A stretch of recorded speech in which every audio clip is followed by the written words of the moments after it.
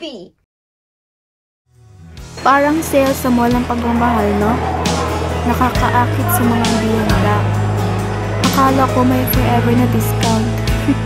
Yun pala, limited time offer lang.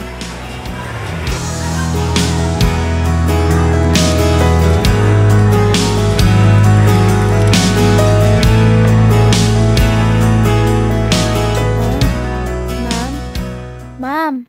Tingnan mo to, na-discover naming online application app. Ano yan? Para saan yan? Ma'am, gusto mo, sa isang click lang makukuha mo na ang quality at sa murang halaga, may free shipping pa. So what are you waiting for? Gamitin mo na ang app na ito. Online shopping app? Baka mamaya scam naman yun. Eh pag sa personal ka bumili, makikita mo yung produkto mismo. Kaso medyo may kamahalan pala tong Dazzle Me, no? Paano kaya kung bumili ako online nito? What if itry ko?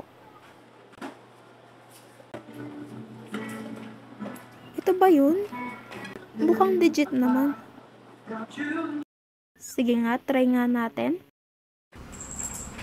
Best try mo kaya tong online app na to. Ano yan? Baka naman scam yan, ha? Hindi. Legit to. Magkakaroon ka ng maraming coupons at saka mag-deliver pa sa inyo.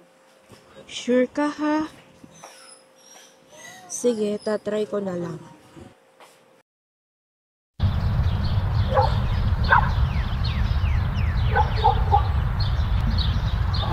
Dito ata yung kalingang.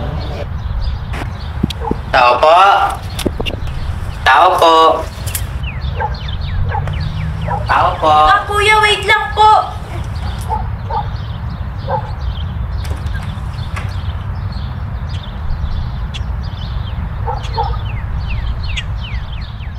Cash on delivery po, Abera Alyangan po.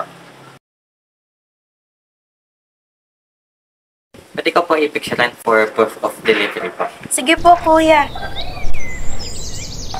Thank you, ma'am. Thank you din po, kuya.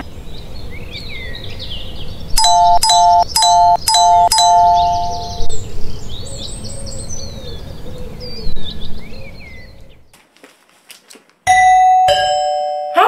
Mag-parcel pa pala ako?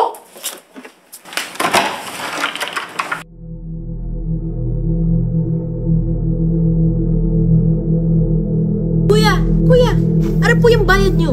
Ay, sorry ma'am. Thank you po.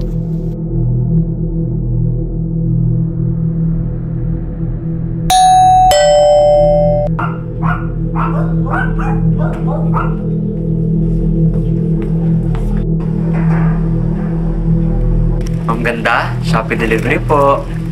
Ikaw na naman, kuya. Ano ba yan?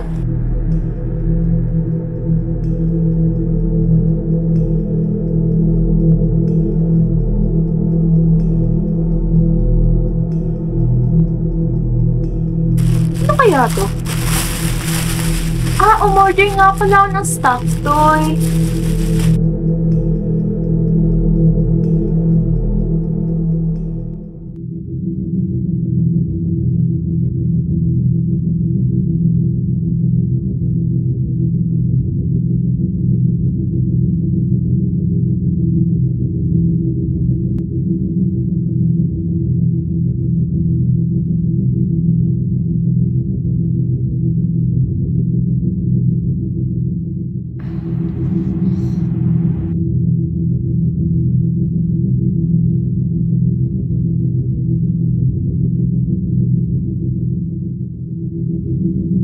Hindi ako makatulog.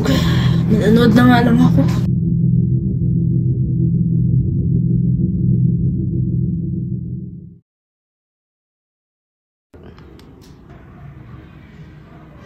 Isang 15 anyos na babae, na biktima ng online shopping app. Umano'y may stalker daw ito at nilagyan ng hidden camera ang parcel nito. Wanted na ang suspect at iniimbestigahan na ito ng Philippine National Police.